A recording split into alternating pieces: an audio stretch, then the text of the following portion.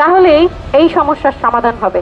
আপনারা জানেন যে আমাদের অফিস থেকে আমরা প্রাথমিকভাবে স্বাস্থ্যসেবাও বিনামূল্যে দিয়ে থাকি, যার মধ্যে diabetic test, height, weight, pressure মাপা এগুলো রয়েছে। এবং আমাদের দপ্তর থেকে lalsabuz.com নামে একটা ওয়েবসাইট রয়েছে, যার মাধ্যমে গ্রামীণ সুবিধাবঞ্চিত নারীরা তাদের উৎপাদিত পণ্য ঘরে বসে বিক্রি করে তারা স্বাবলম্বী হতে পারে। তারা হয়তোবা কেউ অনেক সুন্দর কাঁথা সেলাই করতে জানে, কেউ হয়তোবা সুন্দর ঘি বানাতে জানে, কেউ হয়তোবা সুন্দর আচার বানা করে দিবে না। আমরা কিন্তু বিনামূল্যে চাকরির অ্যাপ্লিকেশন করে দিচ্ছি। পরীক্ষার রেজাল্টগুলো দোকান থেকে বিনামূল্যে দেখতে দেয় না, আমরা কিন্তু বিনামূল্যে তাদেরকে দেখতে দিচ্ছি। সোজা কথা, সুন্দর করে প্রিন্ট করে দিয়ে দিচ্ছি, চাকরির অ্যাপ্লিকেশনটা করে দিচ্ছি। আপনার হচ্ছে যার যার বিদেশে আত্মীয় স্বজন আছে কিন্তু সুন্দর একটা অ্যান্ড্রয়েড সেট নেই, যার কারণে সে তার আত্মীয় স্বজনের সাথে যোগাযোগ করতে পারছে না, আমাদের অফিস থেকে স্কাইপের মাধ্যমে কিন্তু তারা তাদের আত্মীয় স্বজনের সাথে বিদেশে যোগাযোগ করতে সক্ষম হচ্ছে। সুতরাং এই যে গ্রামীণ নারীদের কাছে আমরা একটা গ্রহণযোগ্যতা তৈরি করেছি, আমাদের যদি এই চাকরি থেকে বিদায় করে দেওয়া হয়, শুধু যে আমরাই ক্ষতিগ্রস্ত হব শুধু কিন্তু তাই নয়, গ্রামীণ প্রান্তিক পর্যায়ের নারীরাও কিন্তু সুবিধা বঞ্চিত হবে। কারণ তারা কোথায় যাবে, কার কাছে যাবে, নতুন করে যারা আসবে তারা কি আমাদের মতো আন্তরিক হবে, এইটা নিয়েও কিন্তু তাদের মনের মধ্যে একটা প্রশ্নের তৈরি হবে এবং অবশ্যই প্রশ্ন আসবে। কারণ হচ্ছে যে মানুষগুলোকে সরকার 7 বছর ধরে ট্রেনিং দিয়ে যোগ্য দক্ষ করে তৈরি করেছে, নতুন করে যখন একজন মানুষ নিয়োগ দেওয়া হবে তখন কিন্তু সে এই অভিজ্ঞতা সম্পন্ন এবং দক্ষতা সম্পন্ন হবে না, এটা কিন্তু খুব স্বাভাবিক বিষয়। আপনারা জানেন যে এই প্রকল্প যে 3য় পর্যায়ে আনার সিদ্ধান্ত নেওয়া হয়েছে সেটা আউটসোর্সিং এ আসবে এবং এই জায়গায় যারা কর্মরত আছে তাদের থেকে 30% মানুষ থাকবে এবং 70% মানুষকে বাদ দিয়ে দেওয়া হবে। কথা হচ্ছে এই মানুষগুলোর ম্যাক্সিমামের বয়স অলরেডি 35 ওভার হয়ে গেছে কিংবা 32 ওভার হয়ে গেছে। সুতরাং তাদের সরকারি চাকরিতে প্রবেশের বয়সের সময়সীমা তো নেই। এখানে 35% মেয়ে আছে স্টিল আনমেরিড। তাদেরকে যখনই ট্যাগ দিয়ে বিদায় করে দেওয়া হবে তারা নতুন কোনো জায়গায় চাকরি পাবে না এবং তাদের বিয়ে নিয়েও সমস্যা হবে, এলাকায়ও তাদের সমস্যা হবে। এবং এই যে আমরা চাকরির মাধ্যমে এত বছর ধরে একটা সম্মানের জায়গা তৈরি করে নিয়েছি, যখন আমরা চাকরিচ্যুত হব তখন কিন্তু আমরা সেই সম্মানের জায়গাটাও হারিয়ে ফেলবো। এবং এই তথ্য আপা পরিবারের প্রত্যেকটা সদস্য, প্রত্যেকটা কর্মকর্তা, প্রত্যেকটা সহকারী গ্রামীণ নারীদের কাছে একটা আদর্শ।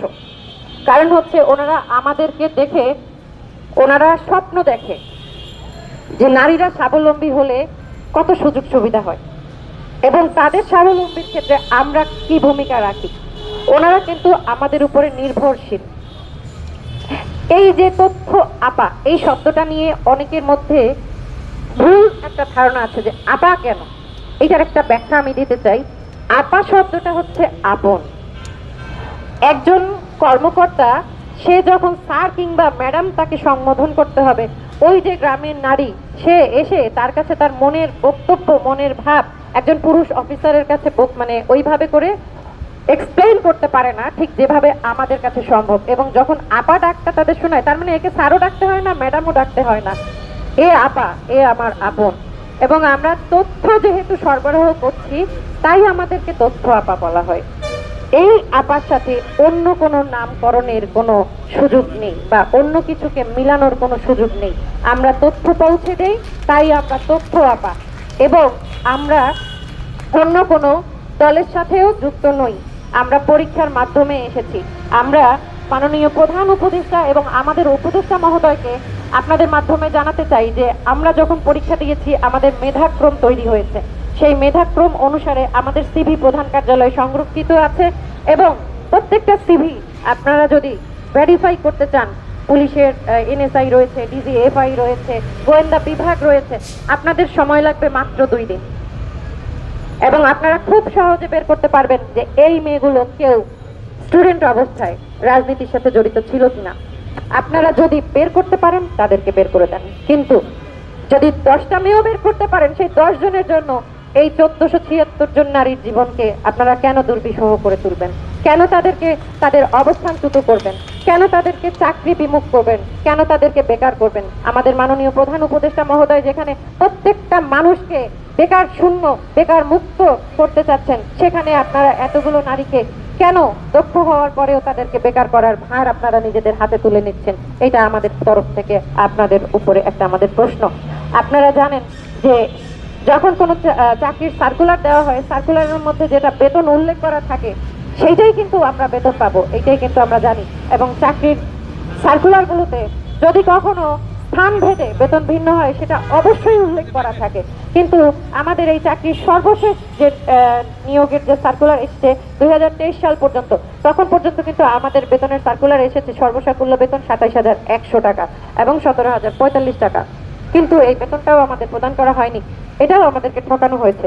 তাহলে আমাদের যে 2 দফা নিয়ে আমরা আজকে থেকে 45 দিন আগে রাস্তায় বসেছিলাম, তার প্রথমটা ছিল যে আমাদেরকে যে ওয়াদা করা হয়েছিল যে আমাদের পদ সৃজনপূর্বক রাজস্ব স্থানান্তর করা হবে সেটা যেন করা হয়, এবং দ্বিতীয় দফা দাবি ছিল রাজস্বের আশ্বাস দিয়ে যে আমাদের বেতন কর্তন করা হয়েছে, প্রত্যেকটা মেয়ের 2 থেকে 2.5 লাখ টাকা বেতন জমা গেছে, সেটাও যেন ফেরত দেওয়া হয়।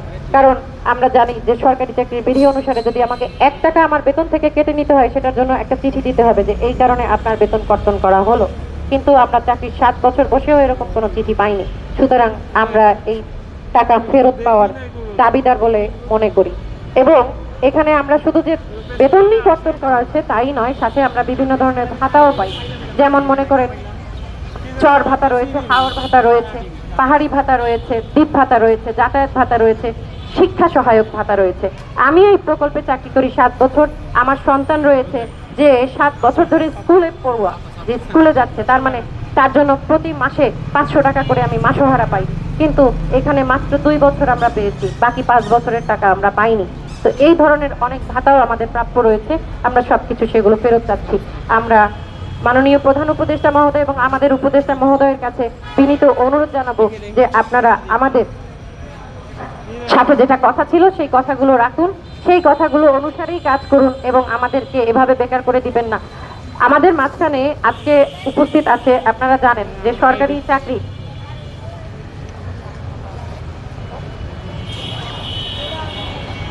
সরকারি গভর্নমেন্ট এমপ্লয়িজ ওয়েলফেয়ার অ্যাসোসিয়েশনের যিনি মহাসচিব আছেন, উনি জনাব নজরুল ইসলাম ভাই আমাদের মাঝখানে উপস্থিত আছেন। উনি আপনাদের উদ্দেশ্যে